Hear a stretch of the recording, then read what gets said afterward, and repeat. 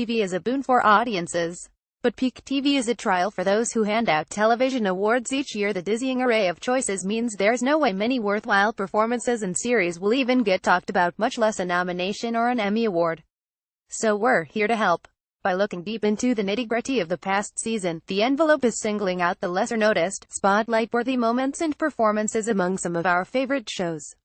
And keep in mind, we're looking at an entire season of episodes, so no complaining about spoilers.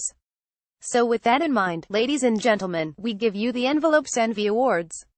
Twistiest Twist Award. This is a pilot tied with the Good Place Season 1 finale. It's pretty hard to spring a surprise on audiences these days on TV series, but not impossible. Both NBC newcomers, the juggernaut This Is Us and the more low-key but intriguing Good Place, caused viewer double takes with meaty, unexpected twists that made us love them even more. Us revealed that its characters weren't just connected, but were being shown at different periods in their lives. Place was actually about hell, not heaven after all. Well played. Most efficient use of a man-eating pet. The Walking Dead. Much like the gun you can't show in the first act without firing it in the third, there's no way you can introduce a pet tiger without eventually baring its teeth. Shiva was a good kitty for most of the last season of AMC's Dead, and we got so used to seeing the beast at Ezekiel's side that it became a secret weapon, one we almost forgot was there. Then, it got deployed at just the right moment, though I'd rather have seen the beast take down Negan. Still, this was the next best thing, a tiger, earning its stripes. Best use of a science fiction Easter egg. Fargo. Much is going on in any season of FX's Fargo, but we know we can count on things getting randomly paranormal every go-round. Season 3 did not disappoint thanks to a side story about science fiction writer Thaddeus Mobley, who flamed out at a young age and died mysteriously.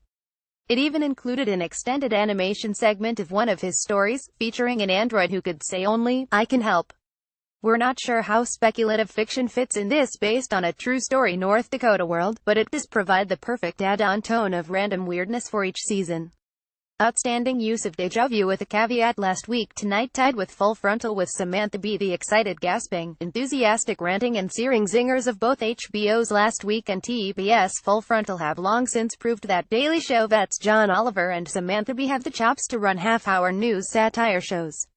But particularly since last year's election, watching them both each week has become exhausting. Think of Law Order and Law Order SVU overload.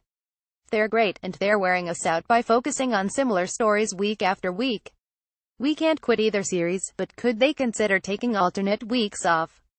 Norman Lear Heir Apparent Award. Blackish Lemons episode set 2 months after the 2016 presidential election. The fast turnaround episode penned by series creator Kenya Barris gave voice to some of the bile, confusion and anger that surfaced after November 8, while forcing white audiences to realize it's been there all the time for Black Americans.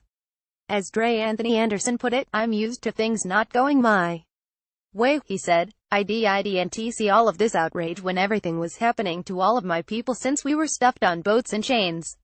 It's rare enough to pack social issues firmly among truly funny moments, but even rarer to hear such sentiments on primetime network television. Outstanding performance by a dead character. American Gods. Say what you will about The Walking Dead, but those zombies are never getting an Emmy nomination. Emily Browning, who embodies dead wife Laura Moon, is both ferociously loyal and frustratingly troubled. But we'd like to give her the most fly-attracting, putrescent prize we can imagine this year. Any character who can sling her own severed arm over his shoulder and sew it back on, yet still carry enough attitude to face down a menacing leprechaun and quarrelsome deities alike while trying to track down the husband she betrayed deserves resurrection and recognition in our book. Caption calendar at lawtimes.com